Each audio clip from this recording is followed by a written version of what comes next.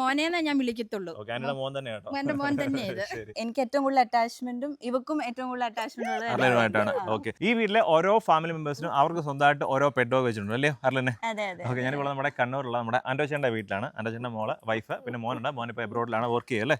അർലിന്റെ പ്രിയപ്പെട്ട ഡോഗ് ഏതാ? എന്റെ ഇവളാണ്. ആന്റിയുടെ ഫേവറേറ്റ് ആയിട്ടുള്ള ഏത് ഡോഗാ? എന്റേത് റിയോയാണ്. ഈ കാണുന്നതാണ് നമ്മുടെ റിയോ കേട്ടോ. അവൻ റിയോ അത്യാവശ്യം നല്ല സൈസായിട്ട് തന്നെ ഇരിക്കുന്നത്. ആന്റി നല്ല രീതിയിൽ അവന് ഫുഡ് കൊടുക്കുന്നതല്ല, സെപ്പറേറ്റ് ഇവരെക്കാട്ടി കൂടുതലായിട്ടല്ലേ? അതെ അതെ അതെ അതെ.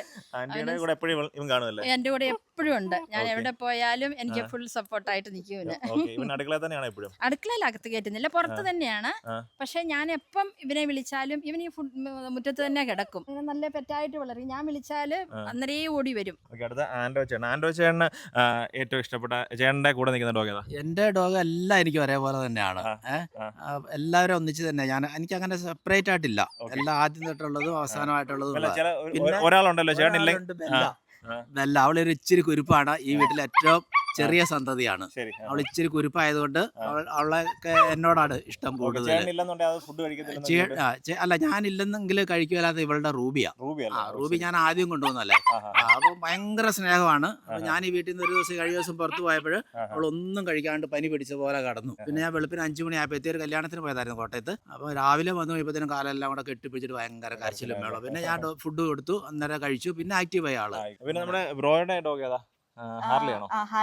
ഒരു ഹാർലി ഉണ്ട് കേട്ടോ. ഹാർലി എന്ന് പറയുമ്പോൾ നമ്മുടെ ഇപ്പൊ ഉള്ള കുഞ്ഞുങ്ങളുടെ അച്ഛനാണ് ഹാർലി. പിന്നെ ഇതിന്റെ ഒക്കെ അമ്മ ഏതാ? നമ്മുടെ റൂബിയാണോ ബെല്ലയാണോ? ബെല്ല കേട്ടോ. അത് വേറെ കാര്യം അറിയാം, ഇവരെല്ലാം തന്നെ ബാംഗ്ലൂരിൽ എവിടെ വർക്ക് ചെയ്യുന്നത്?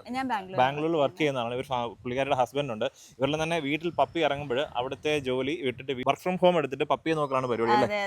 നമുക്ക് അത്രയും ഇഷ്ടമായതുകൊണ്ടാണ് നമ്മള് അങ്ങനെ ചെയ്യുന്നതല്ലേ? ഓക്കെ, ഒരു ആലോചിച്ച് നോക്കിയേ, ജോലി വീട്ടിലോട്ട് ജോലിയാക്കി പപ്പിയെ നോക്കാൻ വേണ്ടി ഇരിക്കും. 38 ദിവസമായിട്ട് നമ്മളിവിടെ തന്നെ ഉണ്ട് അല്ലേ?